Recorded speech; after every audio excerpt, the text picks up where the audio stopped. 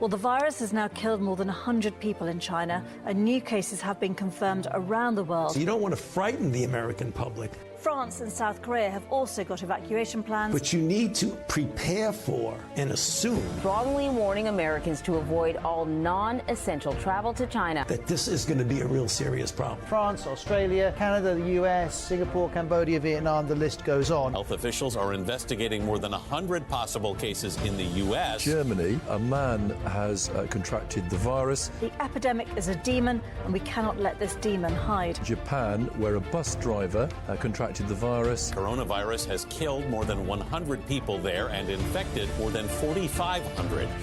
We have to prepare for the worst, always, because if you don't and the worst happens. War Room Pandemic. Here's your host, Stephen K. Bannon.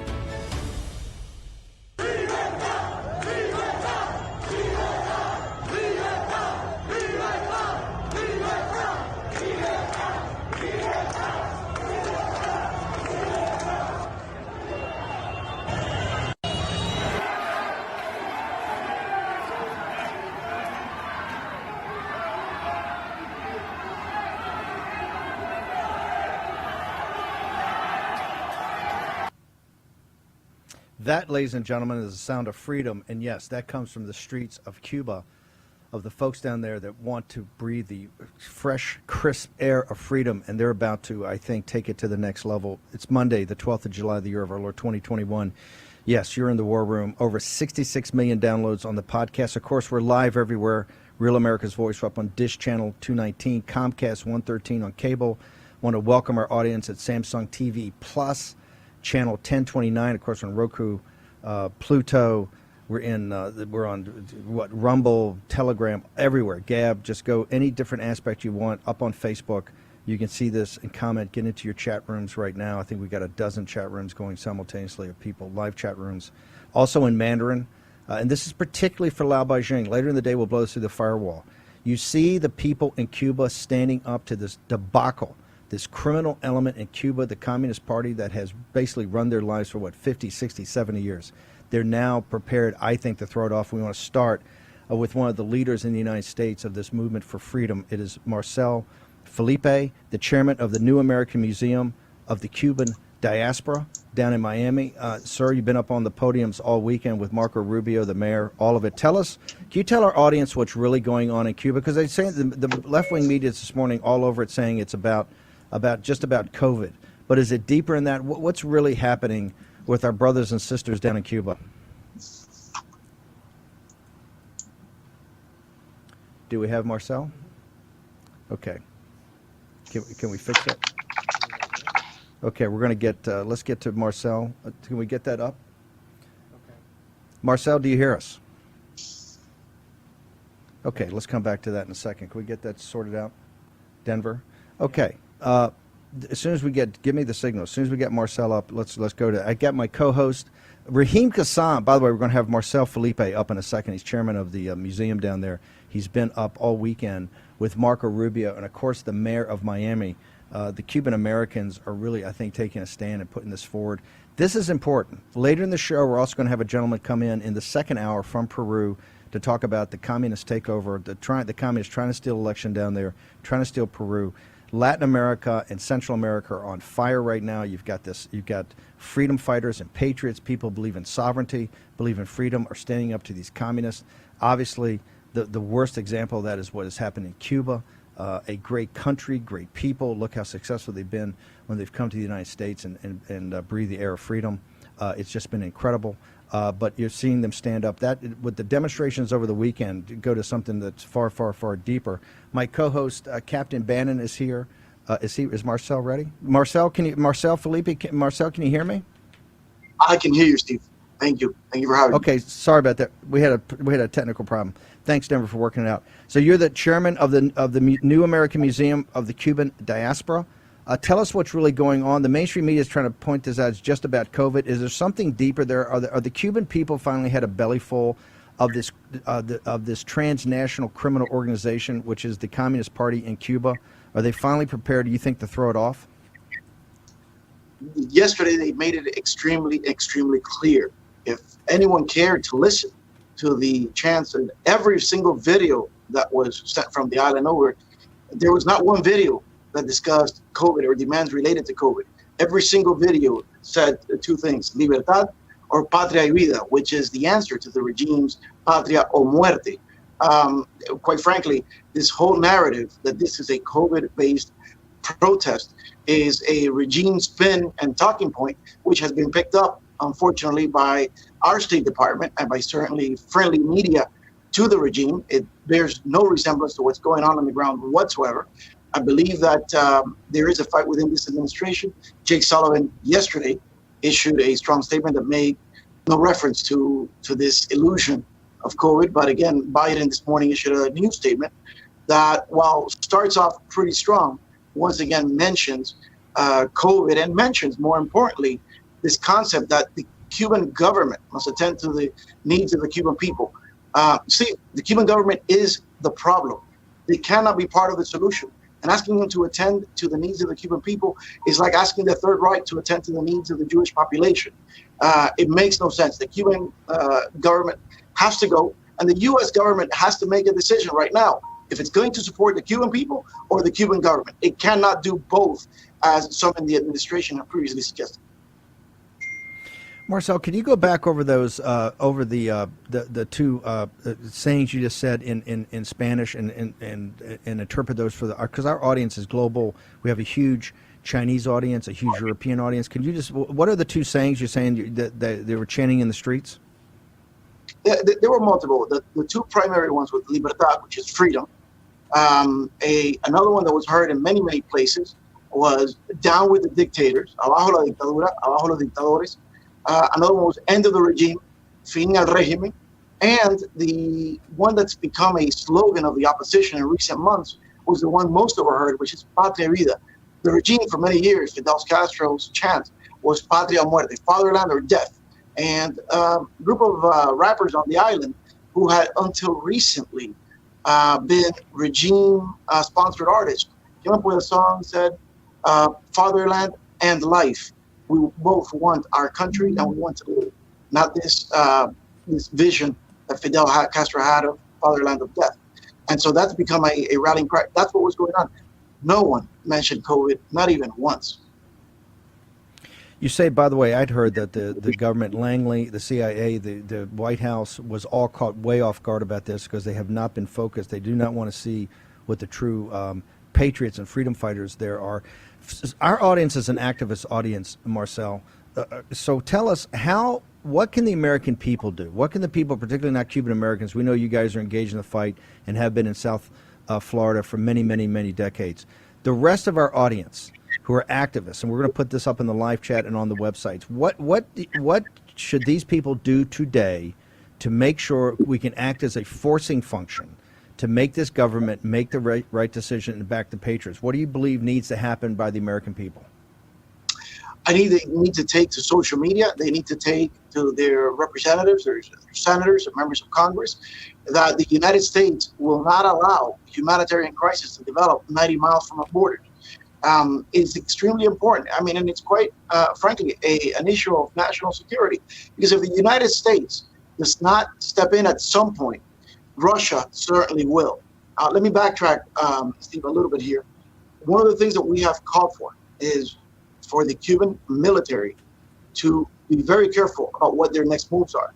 Right now, the Cuban people have made a very clear statement as to what they want for their future. They've made their move. It is now to the Cuban military to make theirs. They can be a transformative force.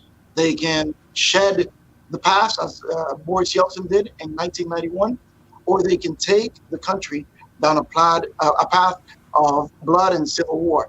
If they do, they are risking their own lives, and they're risking the future of the entire nation.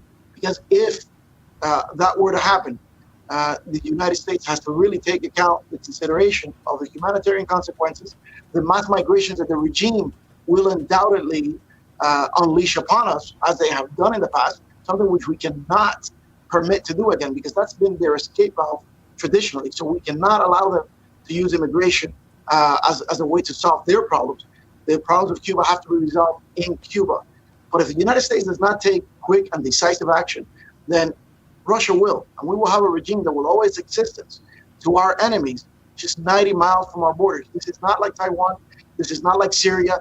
This is a situation where the cries for help in Havana are usually overheard in Key West. Their cries are overheard in Miami, and that takes us all the way to D.C. This has implications in many respects for domestic politics, but also for national security of the United States in the ways that Haiti doesn't, that no other country in the region does. But on the flip side, if we get this right, and you cut off the head of the snake, soon after you will have the Venezuelan government fall, the Nicaraguan government fall, the Bolivian government fall, and these are all narco states who use politics in order to cover the international criminal enterprise centered primarily around the drug trade, but also under the slave trade and the trading in humans, and a large measure in concert with these groups that are sending people up to our frontier and our border. So it definitely affects all Americans, and it affects all people of goodwill. It's important to take to all of these social media and all the platforms that we can. We have mobilized here and started calling around, and it's amazing that we have gotten perhaps a quicker response from other governments. We were on the phone yesterday with folks from the Czech Foreign Ministry. The Czechs have been a great advocates of freedom for Cuba, and the Czech Foreign Minister already issued a very strong statement. He was in Brussels, so the Vice President of the European Parliament, Ditka Charanova, also a Czech citizen, also issued a strong statement. President Guaido of Venezuela issued a strong statement. Luckily here, Senator Menendez has issued a strong statement, and he's the voice of reason within the Democratic Party. All of our Cuban-American legislators, Senator Marco Rubio, Senator Ted Cruz, have issued similar statements. But the Biden administration is still struggling. They're still going back and forth, I believe, with different forces within the administration, what they want to do. Yeah, because the ideology is not. Real quickly, if you were in the Oval Office today, we got about 2 minutes. If you were in the Oval Office talking to Biden, quick and decisive action by the government from you, Marcel, would be what? Give us the 2 or 3 action points. What's quick and what's decisive by the U.S. government? A direct statement to the Cuban government. The violence on its people will not be tolerated, number one. Number two, that they need to go. This is the end of the regime. And the Cuban people have spoken, and the United States will back them. And if they choose to prolong this conflict, then the United States will have all options on the table as regards. And more importantly, and finally, the U.S. will not allow a new migration crisis to develop in order to resolve the Cuban government's problems. This is the end of the regime. They must go. We're willing to sit down and talk about their exit. We're not willing to sit down and talk about anything else. The United States is finally going to decide, do they support the Cuban people or do they support the Cuban regime? And if they're going to side in the right side of history, it has to be the Cuban people. Real quickly, just once again, we got a minute. I want you to walk through this thing, bite the head off the snake. How is this interrelated to the rest of Latin America, Central America, and what's happening on the border of the southern United States? Walk us through that again. Yes, the Cuban government basically controls the Venezuelan government. After the Chavez was the one that basically saved the Cuban government in the 90s when it was about to collapse, and we had a similar situation that we had today. We haven't had that situation in Cuba in decades, and the reason is because the Venezuelan government has run out of money. As a result, both the Venezuelan government and the Cuban government, and by the way, they run out of money because the Cuban government has bankrupted it. But the Cuban government runs their entire security operation. As a result, they're now focusing on bringing down other countries in the region. A lot of the protests that we're seeing in Colombia is because they have developed Colombia as a primary target to take over next. It's the next cow from which they were going to leech. And the Nicaraguan government, in large part, also depends on this trade. So you bring down the head of the snake, which is Havana, they all fall. Yeah. Marcel, what's your social media? How do people follow you? What website should they go to? We've got about 30 seconds. We want our audience to pile in here. Where do they go? At Marcel Miami is our Twitter handle. You can go to, you can look me up on Facebook. I'm Marcel Felipe. Inspire America, at Inspire America, which is our Facebook handle, and inspireamerica.org. For those of you who speak Spanish, America Today, our TV station, has up-to-the-minute news directly from the ground as we're getting directly from the source. Perfect. Okay, we're going to have you back on many times. Appreciate it. Great summary. Marcel Felipe, chairman of the New American Cuban Museum for the Diaspora. Be back in a moment with Jason Miller, President's former chief of staff. Next. Every day you see in the paper this discussion about the spending of the federal government and now the debt ceiling. What I can tell you is that you must be focused on the finances of the country because the Biden administration is going out of its way to destroy the U.S. dollar. What does this mean for you personally, for your personal finance? It's time to start looking at every alternative. The one you really have to focus on is precious metals. If you want to talk about gold or silver, go to Birch Gold. How do you get there? Simple.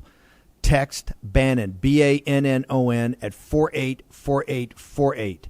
Do it today. Text Bannon, Bannon, at 484848. What do you get? A 20-page brochure that walks you everything you need to know about precious metals, gold and silver. You also get access to a Birch Gold professional. Birch Gold is A+ rated by the Better Business Bureau. They're the top in the field about gold. The world financial situation is getting more uncertain every day. Take action. Use your agency. Action, action, action. That's what the war room's about. Text Bannon, Bannon, 484848. Get your 20-page brochure today. Read it, study it, and contact the professionals at Birch Gold. War Room Pandemic with Stephen K. Bannon. The epidemic is a demon, and we cannot let this demon hide. War Room Pandemic. Here's your host, Stephen K. Bannon. It was Colonel Mills said it the other day. Colonel Mills left Northern Virginia to drive to Seattle, Washington to finish up some work he had to do on his mother's estate, and he drove back. And the entire time he saw one Biden, he saw a Biden T-shirt, I think in Seattle. Okay, one. And yet he saw hundreds and hundreds and hundreds and hundreds of Trump signs in yards, Trump painted on barns, Trump won all over the country. And he made an observation that we've been saying from the beginning. I think it needs to be reinforced. We are the majority in this country. We're the vast majority in this country. And we got to start acting like it, right? We got to start acting like we got to start demanding change and then holding people accountable to do that. Never forget that the radical left is not the majority in this country. We are the majority, and it's not even close. Okay, I guess we missed the music cue. That's okay. Here we go. Thank you, Denver. Good. Is that? I'm not familiar with this song. I want to bring in now Jason Miller, our former co-host when we started the show, former spokesman. Okay, we can kill it. Thank you, Denver. Oh my God, we're on a roll today. Denver's not your fault. Jason, your walkout music. It's because you miss you're CEO of a major social media company now. You miss being back in the war room. I know Captain Bannon's sitting here. Raheem, by the way, somewhere in the Grand Canyon. We can't get to Raheem. He's out being John Wesley Powell. So we can't get. He's I think he's canoeing down the Colorado River in the Grand Canyon. So we can't get to him. So Captain Bannon's sitting in the Jason Miller seat.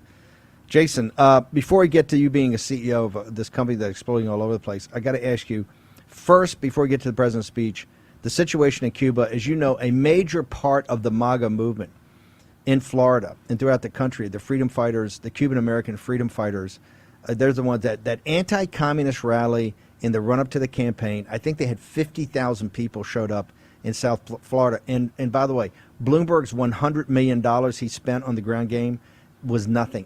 In Florida, we blew these guys out of the water. A big part of that is the freedom fighters and the Cuban-American community. What are your thoughts on, you've been on this problem for years and years. What are your thoughts about what's happened in the last 24 hours, 48 hours in Cuba, and how the left-wing media is trying to spin this as it's nothing but a COVID rally? Yeah, Steve, great to be with you. And just so we're clear on where Raheem is, if anyone saw the shootout in the England's soccer match last night, oh man, they missed 3 in that shootout. So I assume that when you talk about canoeing down the Colorado River in the Grand Canyon, I think that's a metaphor. Just so we're all clear, poor Raheem he's floating face down somewhere. But all of our British friends, our hearts go out to you. We are so sorry. And whatever you do not call anyone from the +44 today.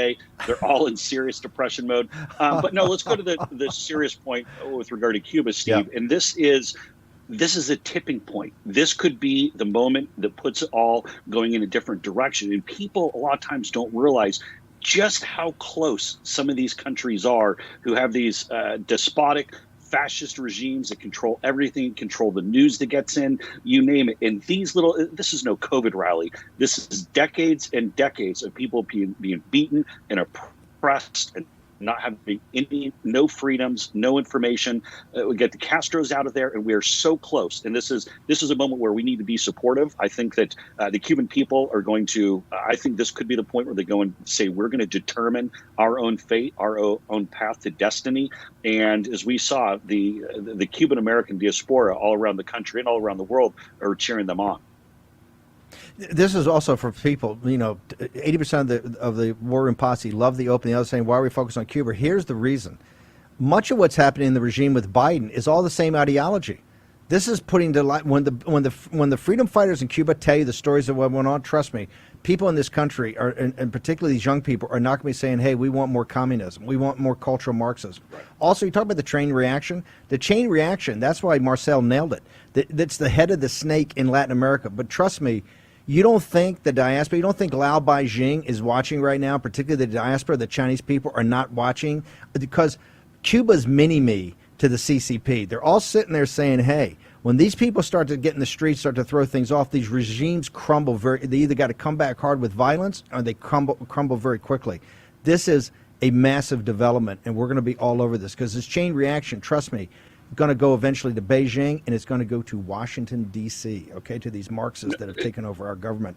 Yes, sir. Yeah, Jason. and you're exactly right. And let's think about right next door. Let's think about Venezuela, or proverbially next door. Venezuela could be the next one that goes and tips. But Steve, you're so right, because why are we doing this show, War Room Pandemic? Why are people so focused on this? China.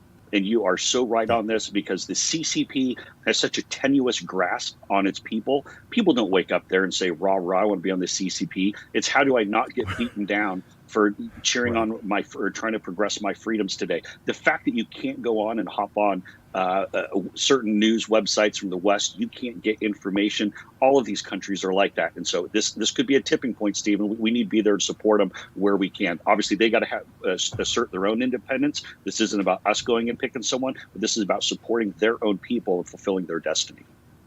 Listen, this is the reason you're over at Getter, because we have this problem here. Look, we've got these oligarchs here. I want to get to that in 1 second about how Getter is a great headline in business, a major business journal in Europe today, to say, hey, Trump's lawsuit and Jason Miller being the CEO of Getter are kind of the same cloth. Trump's trying to fight the oligarchs. Miller set up an apparatus to kind of compete with the oligarchs. But let's talk quickly about President Trump's speech. President Trump once again reiterates, we're the majority in this country. Right? You've got a small regime, and quite frankly, Trump won. There's no doubt about that. We're going to prove that in Arizona. We're going to prove it in Georgia. We're going to prove it in Pennsylvania. Joe Biden we got Mike Roman come on the show later, talk about Joe Biden. Where's he showing up? Doug Mastriano throws down last week. Joe Biden showing up in Philadelphia tomorrow to support that corrupt, incompetent voter board. So tell us about Trump's speech at CPAC, sir. So President Trump brought the heat yesterday in Dallas for CPAC. I loved it. And he went right at big tech. And if you're watching or whether it be streaming, and by the way, we've seen even some of our friends who stream, obviously Rural America's Voice was showing it, but also say Right Side Broadcasting with the efforts to go and try to undermine or deplatform them, which didn't work. We found different workarounds. But again, President Trump laid out such a compelling case that, if they'll do it to me, they'll do it to you as well. We saw this on the Getter front just on Friday as well, on Saturday, where and one of the cool things we have with Getter is that you own your tweets, just to be clear. That's your intellectual property. That's your hard work. We set it up so you can import all of your tweets, which is so great. I go through and repost some of my old tweets just to remind people that we have and we can do it. But Twitter went and shut that down. So now they fell into a trap. So now they're saying we own your tweets, but then also they want to say we don't, because they don't want to become a publisher under Section 230. So we're going to have a workaround on that. We're going to have another scenario that comes up. But this is slow down for this audience. You're saying, because one of the key things you go on Twitter, they tell you in your terms of service, you own the tweet. They're not a publisher. They're a platform. They're a neutral platform, supposedly. You own your tweets, right? Are they saying they're not allowing now people to go to Getter to import their tweets from Twitter? Correct. That's what they started doing on Saturday, of not allowing people on Getter to import their tweets over. We're going to have that fixed. We're going to have that updated very shortly, because, again, you own all of that content. That is yours. And it doesn't matter what they say in Silicon Valley with the big tech oligarchs trying to tell you. Hold it. There's no conspiracy, but there are no coincidences. How closely was that after you put out the press release that said Getter had 1 million followers in the first 24 hours? You put the press release out when, and when did Twitter react to this? That's 3 days later. And so what Twitter was hoping is that they could ignore us. Then we saw how big and how powerful this movement behind Getter is, how hungry people are for free speech. And they're like, uh-oh, these guys hit 1 million in 3 days, fastest ever social media growth in world history. We better try to shut them down. But guess what, guys? It's not going to work. How are you going to go to court? What are you going to do? What are you going to do about them stopping? If they stop it, you got to go to court and challenge them. What are you going to do? So we have a couple different things. We have a couple, I can go through part of it right now, but we're going to have the function up and running very shortly, and actually have a call with the lawyers here in a couple hours, maybe pursuing legal action. But again, this is a fight that we want to have. Twitter wants to go and say that they own all the tweets. Well, then they're not going to be covered by Section 230 anymore. Amazing. What else can you tell us about Twitter? How do people get on it? How do they become part of this community? What else do they need to do to join this? Yeah, absolutely. So go to getter.com, gettr.com. We're at about 1.4 million users right at this moment. Just so people know, it's about 44% in the U.S. We're actually about 15% or so in Brazil. Brazil is a great growth market for us. We're seeing strong growth in Japan, in Germany, in the UK, even Saudi Arabia. Saudi Arabia is about 3.5% of our overall use. The Saudis absolutely love Getter. It's catching on quick. This is a lot of fun. And again, this is, and Steve, to end where we started off here, I look at Cuba as being a growth opportunity, and we're going to start getting the message in there. Jason, real quickly, so they can just go sign up. It costs nothing, and you don't have any chance of, if you conform to the terms of service, right? You don't have any chance of being blown up like you do a Twitter. In other words, Twitter, you could get 200,000 followers, and they can ace you out overnight. That can't happen at Getter? Nope, Getter, you're never going to be canceled or deplatformed based on your political views. Again, we had a good conversation with Raheem on this. Obviously, we don't want people going on there and threatening violence. That would obviously cause an issue for you in real life. And so you can't go and do it on the online platform. We don't want people making racial epithets, things like that. I think that's all. You shouldn't be doing that in your normal walk of life. But you will never be censored, canceled, or deplatformed for your political views. What's your Getter handle? I'm at Jason Miller in DC. So hop on, follow me, and I'll make sure to follow you back. Okay, thank you very much. And glad you got an upgrade. You went from War Room to the president's running the president's campaign to Getter. Pretty good career arc. Jason Miller, thank you for coming on, brother. Right. Appreciate it. Thank you, Steve. Be back in a moment. Jason Trennert. We're going to talk about the debt ceiling, spending ourselves into oblivion. We're going to get to vaccines and election fraud a little bit later in the War Room. War Room Pandemic with Stephen K. Bannon. The epidemic is a demon, and we cannot let this demon hide. War Room Pandemic. Here's your host, Stephen K. Bannon. Okay, make sure you support the freedom fighters at MyPillow. The armor-piercing bullet shell. That is Mike Lindell. I'm going to get that out eventually. Let me start over again. You're in the War Room. It's Monday the 12th. Captain Bannon, stop laughing at me. Monday the 12th of July, the year of our Lord, 2021. Okay.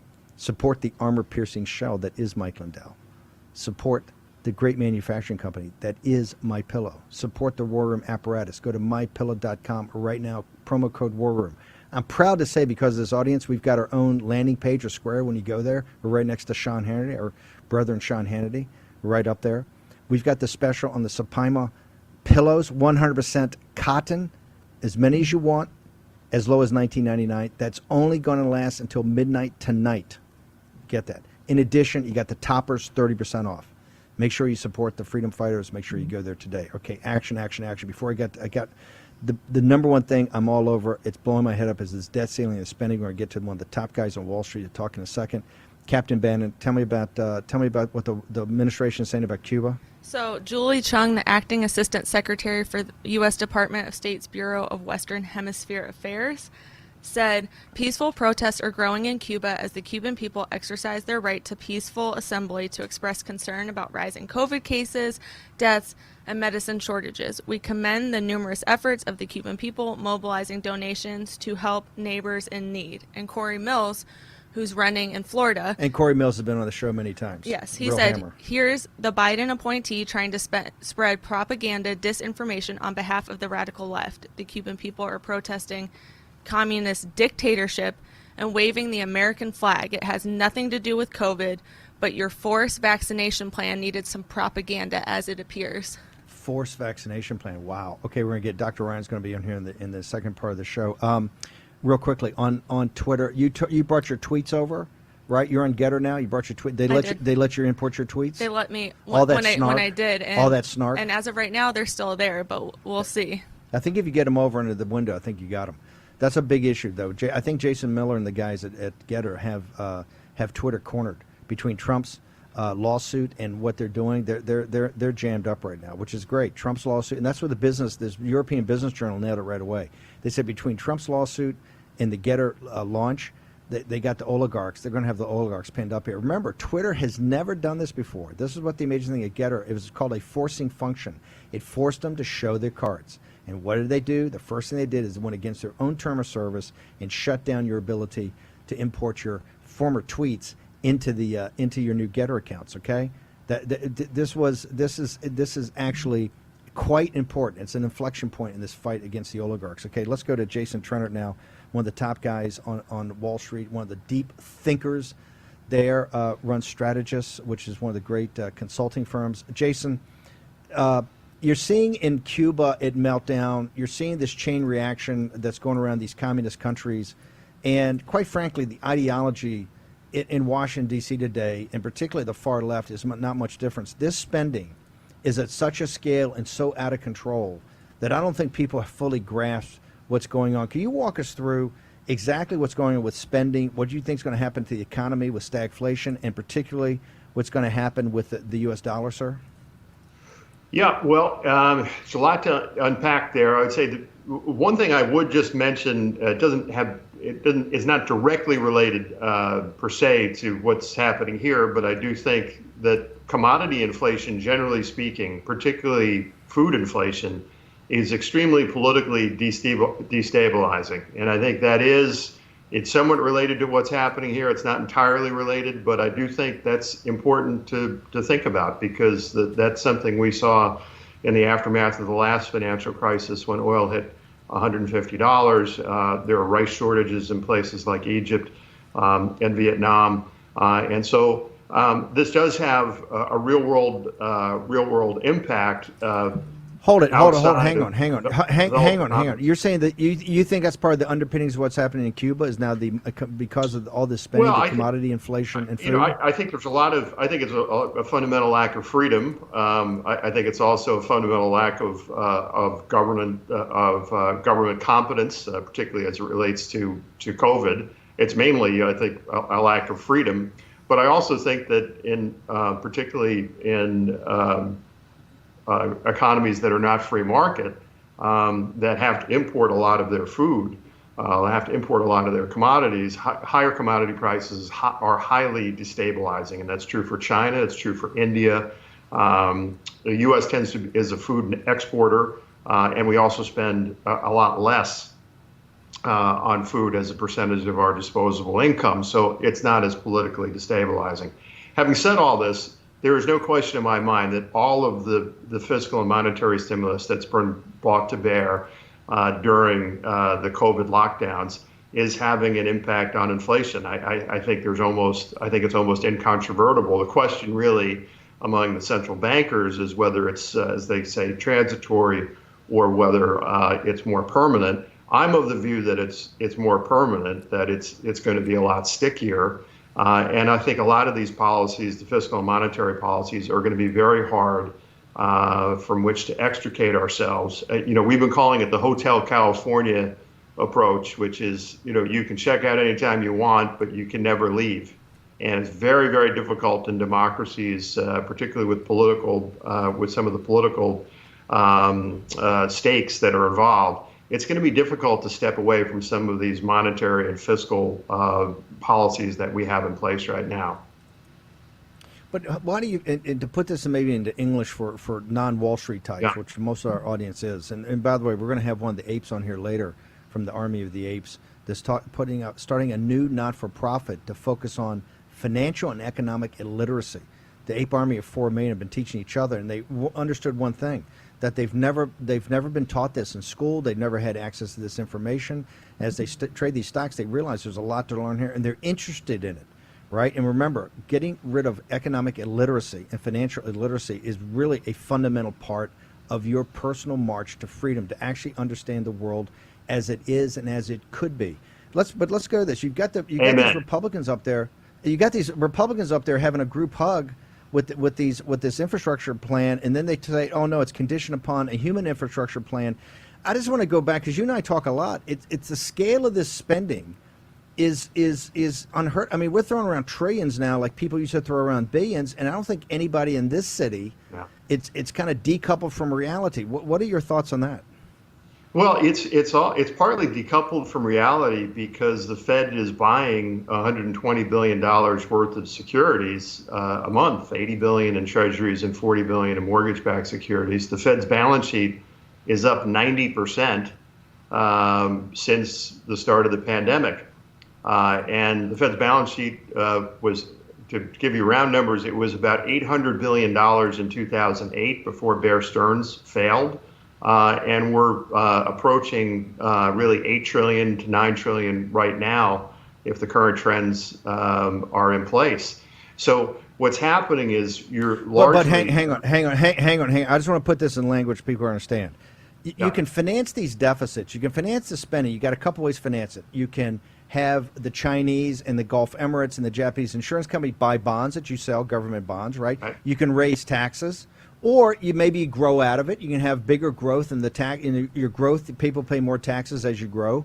Or you can raise taxes, right? Two ways. Or you can basically print money and put that on the shoulders. That's the full faith and credit of the U.S. government, is basically the full faith and credit of the deplorables. So when you say, I just want to make sure, and we talk a technical term, that the Federal Reserve's balance sheet has grown because they're buying security. No, you gave a great Wall Street explanation. I just want to make sure our audience understands something. That is them, right? When we say the Federal Reserve's balance sheet's growing, we're just printing money and or monetizing the debt, however you want to call it. But it gets back to the Grundoons. It gets back to the deplorables. That's their obligation, right? Correct? I mean, that the U.S. government is taking that obligation on itself. Steve, again, I'll try to keep it. The bottom line is the easiest way, and this is for thousands of years of human history. This is not unusual. Every society that's had a reserve currency has lost it, and it's lost it because it's spent well beyond its means. And then you have a couple of options. One is you could go to war with another. I mean, before 1945, that was before 1939. That was kind of the way you would do it. You go to war with a neighbor. You take all their resources and tax them. But usually what would go hand in hand in that is that you'd inflate your way out of your debts. Yeah. You would just pay the debts off with cheaper currency. And that's why a reserve currency that we have right now is no divine right of the United States. It's ours to lose. And it seems to me we're doing a pretty good job trying to lose it. But the reason we're the reserve currency is because of the deplorables. The reason our reserve currency means all the world's transactions have to be converted into dollars because people believe in a dollar, right? They believe in the dollar. And so that's why we're the reserve currency. It used to be the British pound. Before that, when Spain was an empire, it was the Spanish peso, right? Whatever is the biggest guy on the block, their currency is the reserve currency. But what it gets down to fundamentally is that the civic society that's supported by the deplorables, the cops, the teachers, the nurses, the people that coach Little League, that safety of civic society makes our capital markets the place people want to put their money. And so therefore, the greatest export America has is not its food, it's not its military hardware, it's not its software, it's the U.S. dollar. And we are the reserve currency. And that's why everybody, and by the way, if we were not the reserve currency right now, we would be Argentina. because then you just couldn't print money. You would have to then sell the bonds to a skeptical Japanese insurance company or Gulf farmer to say, hey, I think I need 20% interest rates on that money because you guys look risky. Is that's basically the scheme? It's also the con. Yeah. Exactly right. I mean, I think a couple of quick things. One is I think the policy mix has been particularly supportive of populism, because largely the policy mix since the last financial crisis has done a lot for very wealthy people. It's done a lot for financial assets, but it's absolutely kneecapped the average person that might just have savings, might just have a savings account on which they're getting zero. But the richer people that have stocks and bonds and commodities and second homes and everything, they've gotten very wealthy. So that's one aspect of this policy mix which has not been largely, in my opinion, examined, the nexus between this policy mix and the increase. Hang on. Before we go to break, and I want to say, the reason it's been supportive of populism, it's been anti the little guy. The reason we have a populist revolt from the 2008 financial crisis, and now exacerbated today, is that people are now finally understanding the deplorables, the American Lao Beijing, old 100 names, right? And this is why people on the left, when you watch the great Tim Pool's show, you look at Royce White, people on the left, the old Occupy Wall Street crowd and some of the Bernie supporters are now going through their own great awakening. They understand that the most progressive administration in history, the Obama-Biden administration, nothing more than neoliberal neocons. They crushed the little guy. And now today we're having it more. We have a major element that's going to show up at the end of this month. Guess what? We hit the debt ceiling, the good old debt ceiling. We're going to return with Jason Trennert. We're going to talk about why no one is talking about this. Why the elites on both sides? Why is the business press? Why is the Wall Street Journal? Why the Financial Times of London? Why is CNBC? Why are there not shows and shows and shows and shows and shows that we've got the debt ceiling? You know why? The fix is in. We're going to get back to Jason Trennert in a moment and talk about why in the War Room. Everything's just beginning, but the games you want to play. Bring it on and I will fight to the end, just watch and see. It's all started, everything's begun, and you are over. Cause we're taking down the CCP. Spread the word all through Hong Kong. We will fight till they're all gone. We rejoice when there's no more. Let's take down the CCP. War Room Pandemic with Stephen K. Bannon. The epidemic is a demon, and we cannot let this demon hide. War Room Pandemic. Here's your host, Stephen K. Bannon. Go to mypillow.com. You only get the subpoena pillows, and through tonight at midnight Eastern time, okay, it's as low as $19.99. This is the best cotton made in America. You get unlimited amount of pillows you can buy of these amazing pillows, $19.99. Ends at midnight tonight. Also, you got to go to mypillow.com, promo code War Room. Also, toppers. You haven't slept, you slept on a MyPillow topper. 30% off. Go there today. Jason Trennert. By the way, the live chat's blowing up. People love you. You know why people love you, Jason? Because you're a Wall Street guy who's decent. You're not just kind. You really care about the deplorables. You really care about, like, the Ape Army.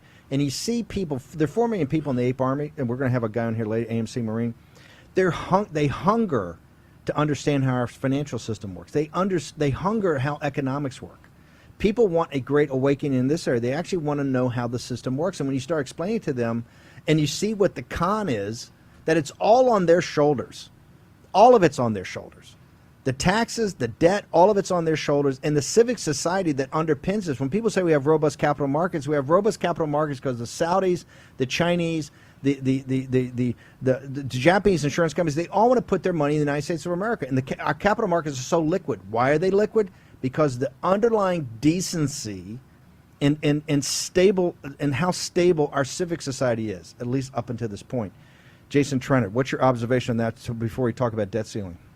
Well, listen, I'm a deplorable. I grew up in the most middle class way you could possibly grow up. I love the financial markets. It's kind of my life's mission. But yeah, no, I'm very proudly a deplorable, and I very proudly understand, or I believe I understand the con, as you put it, among a lot of elites. And I think we're, unfortunately, in some ways, we're in a post-patriotic society, and that's true among business people. It's true among some politicians.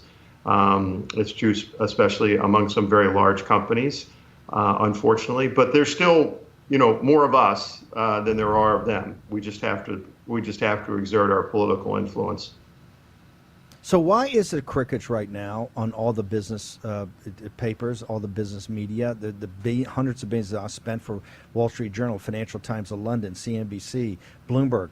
There's virtually crickets. Janet Yellen's the only person I believe in the history of the country, history of the republic, has been both Federal Reserve Chair and Secretary of Treasury. She warns a month ago, hey, if we don't do something, if we don't get a rise to the debt ceiling by the end of July, we will start to default on U.S. government securities by August 15th. And there's not a firestorm. This is the dog that didn't bark. Why is that happening, Jason Trennert? Steve, because it's happened before, where we've kind of gone right up to the limit. In 2011, you remember we went right up to the limit. No. Hang on, Jason. No. In 2011, there was a firestorm. The reason we showed the thing from Newsroom on HBO. Did a whole series on this with Jeff Daniels. Everything they talked about was the debt ceiling and the Tea Party and all that. That was I was part of that. That was a firestorm of awakening about what the debt ceiling is. I understand we've come to the limits and we've kicked the can down the road, but before, all the media was talking about it. They were petrified. Oh, if we do this, we're not going to be the reserve currency. Why is there a conspiracy of silence among Republican politicians in Wall Street, in the journals of the Financial Times of London, the Wall Street Journal, CNBC, Fox Business? There's crickets on this topic, sir. I think it's being very practical about it, Steve. I think it's hard for some people, but I think it's hard for a lot of people to understand. Don't mean to be patronizing about that, but it's not a particularly sexy story. In 2011, our debt was actually downgraded, which it could happen again. I think the fix may be in there too. I don't know who decides that.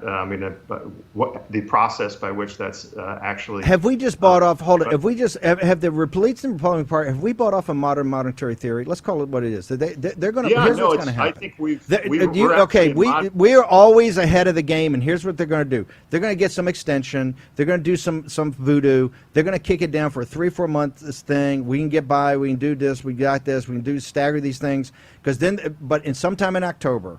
But what the underlying pinning of this is modern monetary theory, where we can just spend and spend and spend and spend and mortgage future generations. Is that not the new? Wall Street's embraced it. The Fed's embraced it. The Biden regime's embraced it. But more importantly, the Republican Party has embraced it. Is that not true, Jason? I think that's, Steve, I don't think that's a bad explanation of what's going on. I mean, it's not modern monetary theory anymore. It's modern monetary practice. As I said before, how radical, Jason Trennert, how radical is that, sir? How radical is that concept of modern monetary theory? Just because you can get away with bad behavior does not make the behavior acceptable. And right now, because we have the reserve currency, we can get away with a lot of bad behavior.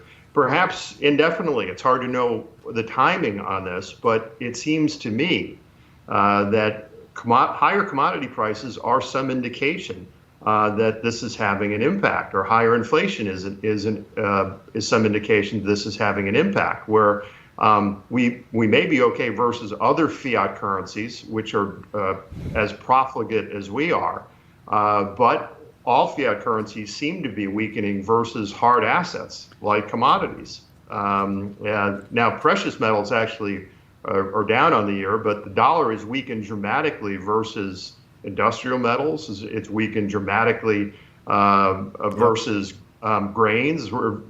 It's weakened dramatically versus a lot of things and real estate. So there is a consequence to this. Yep. Oh, by the way, and that's why BlackRock happens. But you don't need to own anything. Remember, the World Economic Forum says you're not going to own anything, but you're going to be happier. Because they're going to own the assets, and with zero interest rates, they're going to get all the upside, and you're just the slaves paying the interest payments. It's a total and complete scam. And when people understand what a scam it is, we're going to have a governing majority of 90% in this country. Because it's a scam. Steve, Jason, real quickly. One more yes, thing sir. I'll just say here is that you bring up a very important point, and this was brought up by Dallas Fed President Kaplan over the weekend in Barron's, more and more real estate is being bought by private equity funds, especially, and it's crowding out first-time home buyers. So that will have an inflationary impact as well eventually, because your landlord is not going to be Mrs. Jones. It's going to be a big private equity firm that can get away with and have some pricing power. Jason, real quickly, how's the social media? How do people get to you? Well, it's jasontrenert.com, www.jasontrenert.com. We love you, brother. Be back in a moment. Trennert's a hero and a patriot. Thank you, sir.